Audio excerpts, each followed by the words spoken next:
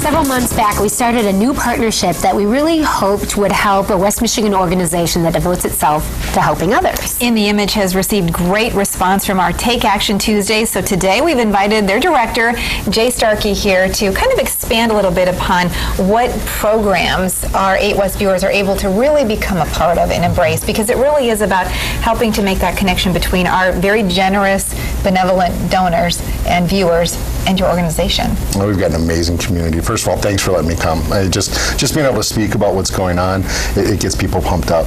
They can see it, through snippets as much as they want, but when they hear about what's happening, that's what really gets people excited. Right. Jay, In the Image has been doing so many wonderful things for years. We're excited to be able to be telling more people about it.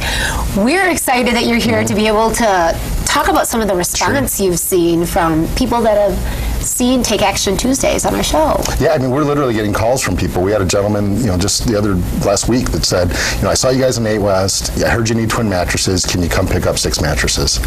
And twin mattresses are the hardest for us to get. It's virtually impossible. We'll have hundreds and hundreds of names on the list for twin mattresses just because so many people need them, and they hand them down to other kids and other families. They don't usually get rid of them. And also with being kids, sometimes they get stained, they get damaged, and we can't work with stained, damaged, or ripped mattresses. 6 beautiful mattresses with box springs. Wow, that is incredible. How exactly is it that you are able to connect with people? Do they come to In the Image? Do you network and find them, the people who are really in need in our community? Well, when it comes to shopping, people just come in the door and say we need help, or they get referred from other organizations. But when it comes to the mattresses and appliances and furniture, you have to be referred from a third party that vets out the people that are truly in need. So we work with organizations like CPS, Catholic Charities, Bethany Christian Services. Okay. Upwards of 20 different organizations around town. What I've noticed is that depending on what time of year it is, the needs change. And so here we are, we're making that transition from winter to spring. And where do you find yourself in the needs of people who come to you and say, we need some help? Well, definitely right now the biggest needs are things like athletic socks. We hardly have any in there.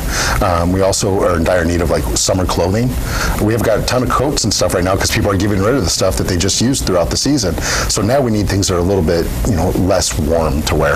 Right. So we talk about Take Action Tuesday. The action people can take at home is do that spring cleaning, go through your kids' clothes, and bring your things that the kids have outgrown in the Image. Definitely. We'll even take the things that are in bad shape. We recycle those. We put them to use to put money right back into the programs and generate revenue for the organization. Yeah, Jay, tell us about who comes. I know you have people from all over the spectrum that come in with different needs, but if you were to say, okay, this is our average client and this is the type of thing they need, can you kind of break it down for us? Yeah, it is varied. We get, and we're seeing the dynamic shift every year. There's a lot more people that used to be middle class coming in now and getting help because they realize that it's a dignified place to shop and they don't feel like they're getting a handout. They feel like they're getting a hand up, which is great.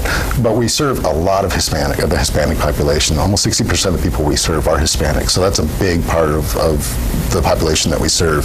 But almost all of the families that we serve have children in the home, and especially young children. So children's clothes. Right now, we just formed a partnership with Huggies, and we've just received 250,000 diapers. Wow, that's incredible because people may not know that you can't use food stamps to buy things like diapers, and those are necessities if you have such a necessity. Kids. And we would love to just give those out our doors, but what did we do? We started calling organizations, and within a week, we had distributed a lot of those diapers to at least 10 different organizations around town, so they can hand them out to the community. So it's not just the people through our doors. We truly believe in serving the whole community. Okay, shoes are always an issue too, and you always have a big shoe drive, a big shoe effort for people.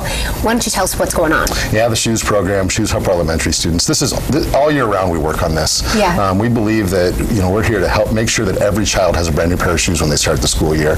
Right now we're raising funds through the Riverbank Run. We're a charity partner for the 3rd year now, which is a huge deal. Oh, yeah. It's a big part of this community, and for us to be a part of that, especially for the 3rd year, to us is a big badge of pride. That we're able to be a part of something like that. And we also have a golf outing coming July 8th. All this money is to raise funds to buy shoes for children.